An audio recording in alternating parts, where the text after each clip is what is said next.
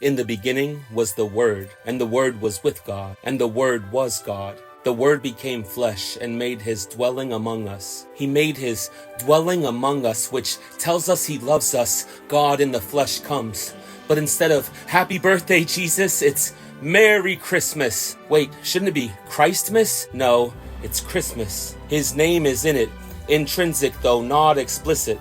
But we gather together with great intention to celebrate the greatest gift to have ever been given. But we'll revisit that in just a minute because, oh, how easy it happens conforming to the way the world celebrates and the whole meaning's distorted. We look up on our tree. It's decorative, oh so festive, lit beautifully while underneath the presents sit. Parents warning kids that Santa's watching them, encouraging children with a nice or naughty list. Think about it, it's kind of preposterous because that is in no way a reflection of how our Father gives. No, for God so loved the world, he gave. He gave his only Son when no, not one, and I mean no, not one of us was righteous, nor could we be, born in sin with no way to be born again, but he chose not to despise us, graciously reaching down into the crisis, taking on humanity's very likeness, walking beside us in order to reconcile us. Jesus Christ comes. We've all heard the Christmas story, all about Mary's visit from an angel to the nativity scene in a lowly stable, baby Jesus laying in a manger, the birth of our King and Savior.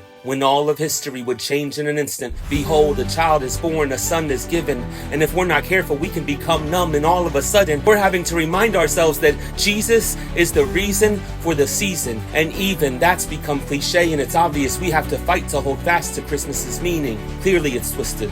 The world has reduced it to dollar signs and materialism. You hearing me, Christians? Let us fix our eyes on Jesus. There's no room for inferior vision when clearly his mission was to seek and save the lost, for which he embraced the cross. Knowing we had nothing to offer him, he willingly gave it all. So what shall we do or say in response? See, I don't have any gold, frankincense, or myrrh, but I humbly bow down and offer myself in return for whatever it's worth. May we celebrate Christmas focused on his birth. May we come to adore him more. Jesus, the King of Kings and Lord of Lords. But to be clear, I wasn't saying there's something wrong with decorations.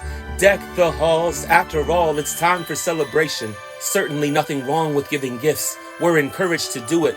Drink some hot chocolate with your family listening to Christmas music. My point was that during all of the hustle and bustle of the season, take a moment to be still, knowing that he is God, acknowledging you need him. So more than presents nestled under the tree, may it be his presence that we so desperately seek. So come, lift up his praises and give him glory. Jesus, the greatest gift. This is the Christmas story.